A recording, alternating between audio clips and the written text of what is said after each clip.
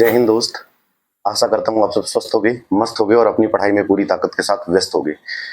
ये वीडियो मैं उन भाइयों के लिए ला रहा हूँ जो हिंदी बिल्कुल सिस्टमेटिक रूप से एक बेहतरीन टाइम टेबल के साथ तैयार करना चाहते हैं। ये जो टाइम टेबल मैंने आपके लिए बनाया है ये पूरा का पूरा साइंटिफिक डिजाइंड है। क्यों साइंटिफिक डिजाइंड है साथी? क्योंकि इसमें जो लेंदी टॉपिक है उसमें मैंने ज़्यादा समय दिया है, जो उससे थोड़ा सा कम लेंदी है उसमें उसी हिसाब से मैंने समय को डिवाइड किया है। पहली चीज़। दूसरी चीज़, किसी भी चीज़ को पढ़ने के लिए रिवीजन बहुत ज़रूरी है। तो इस पूरे के पूरे टाइम टेबल में मैंने 5 रिवीजन शामिल किए हुए हैं और कम से कम आप 2 से 2,500 क्वेश्चन की प्रैक्टिस भी इस पूरे टाइम टेबल में कर लेंगे। ठीक है, तो ये सफलता के 100 दिन सीरीज का पहला वीडियो है। सफलता के 100 दिन सीरीज के पहले वीडियो की कड़ी में हम हिंदी का टाइम टेबल लेकर के आ रहे हैं साथी। इसके बाद कौन सा टाइम टेबल आपको चाहिए आप कमेंट में बता सकते हैं, नहीं तो हम सीरियल से लेकर के आएंगे। ठीक है, इसके बाद मैं कोशिश करूंगा कि इंडियन पॉलिटी का पूरा 100 दिन का टाइम टेबल लेकर के आऊं। आप किसका चाहते हैं कमेंट में जरूर बताना। आशा करता हूं साथी पूरा वीडियो आप ध्यान से देखोगे और इस टाइम टेबल को एक सादे पेज में लिखकर जहां आप पढ़ाई करते हो वहां पे चिपका लोगे। पूरे टाइम टेबल को सुबह जैसे आप हिंदी पढ़ने बैठते हो तो एक बार पूरे टाइम टेबल को जरूर पढ़ोगे।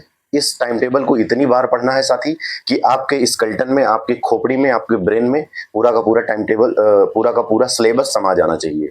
ठीक है, सिलेबस याद होना बहुत जरूरी है।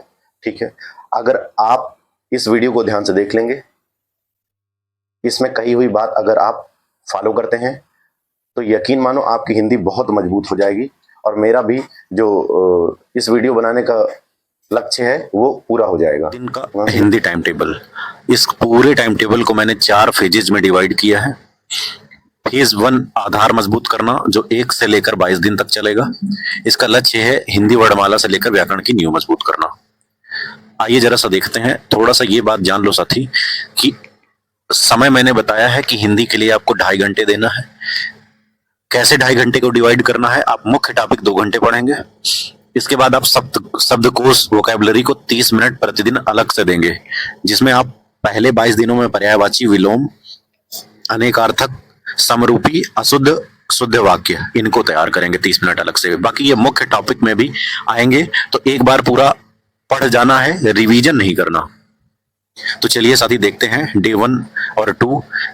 ये जो पूरा सिलेबस है, ये टाइम जो आपका ऑफिशियल वेबसाइट में दिया हुआ है, ये to the point syllabus UPSI का है।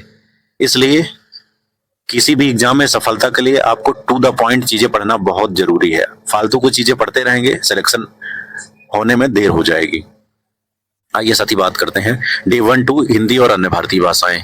ओके साथी। डे 3 to 5 हिंदी वर्णमाला, उच्चारण, मात्राएं।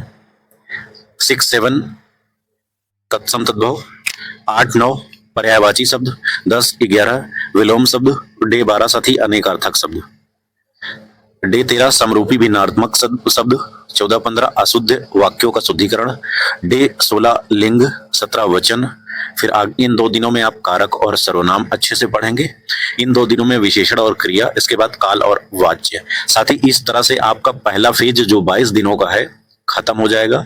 इन 22 दिनों में आप इन सारे टॉपिक को अच्छे से तैयार कर लेंगे, साथ में आपका शब्दकोश भी मजबूत हो जाएगा। अगला दूसरा, करता हूं आपने पूरा वीडियो ध्यान से देख लिया होगा। ये फेज 1 था। दूसरा जो फेजेज आएगा उसको देखते हैं साथी। हमारा लक्ष्य क्या है? व्याकरण की गहराई। डे 23 से 52 लक्ष्य क्या रहेगा? जटिल व्याकरण और साहित्यिक टॉपिक को मजबूत करना। फिर से साथी वही बात, व्याकरण 2 घंटे पढ़ना है। शब्दकोश प्रतिदिन 30 मिनट अलग से देना है। शब्दकोश में मुहावरे, लोकोक्तियां, कठिन शब्द, विराम चिन्ह आएंगे। तो आइए साथी देखते हैं जरा सा। डे 23 से 26 संधियां। 27 से 30 समास पढ़ना है। डे 31 विराम चिन्ह। 32 से 34 मुहावरे। 35 से 36 लोकोक्तियां। फिर आपको डे 37 में आपको रिवीजन करना है मुहावरे और लोकोक्तियों का।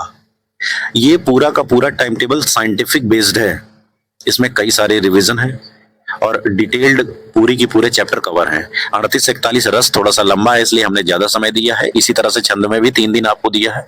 अलंकार थोड़ा बड़ा है, इसलिए हमने 4 दिन दिया है साथी। अब डे 51-52 आप रिवीजन करेंगे फेज 1 का और फेज 2 का।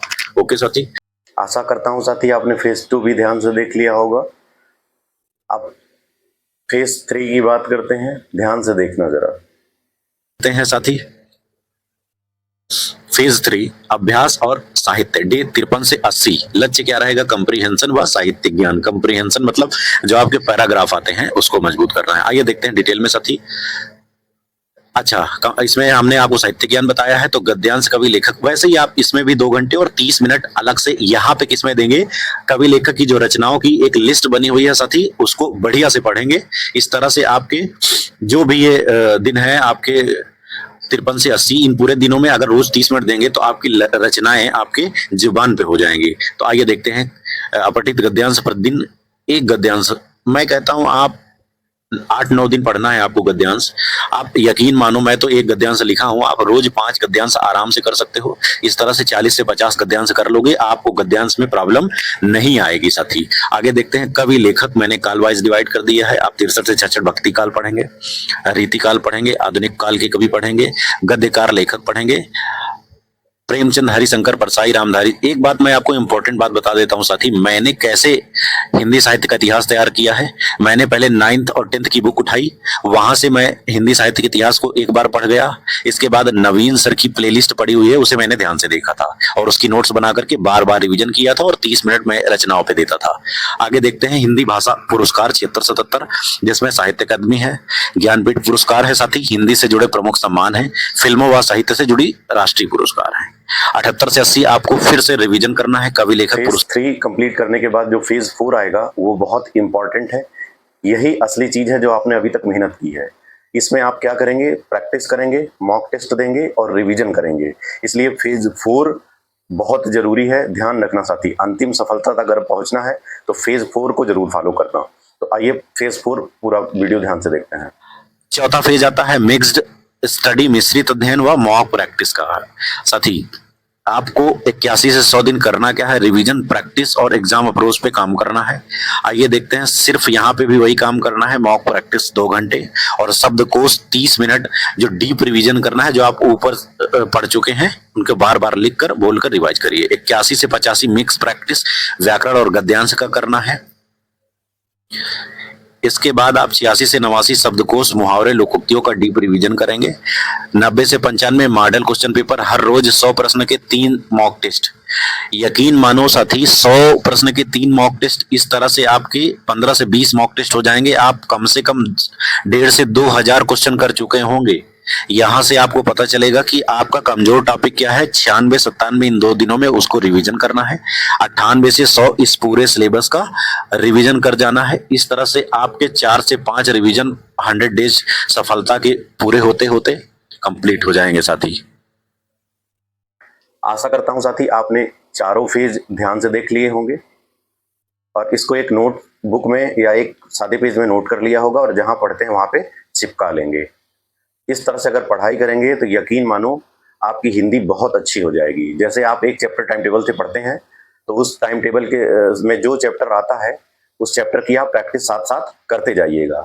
2 घंटे आपको थ्योरी पढ़नी है और इसमें मैंने वोकैब अलग किया हुआ है, उसको आधा घंटे अलग देना है। इस तरह से 2.5 घंटे आपको हिंदी में देने ही देने हैं, क्योंकि ये सिलेबस 100 दिन में ही डिजाइंड है, समय कम है, तो इसलिए समय आपको ज्यादा देना पड़ेगा। मिलते हैं दोस्त अगले वीडियो में, तब तक के लिए आप सिलेबस को अच्छे से तैयार करिए। हम अगला वीडियो टाइम टेबल पे ही लाएंगे, उसको अच्छे से देखिएगा।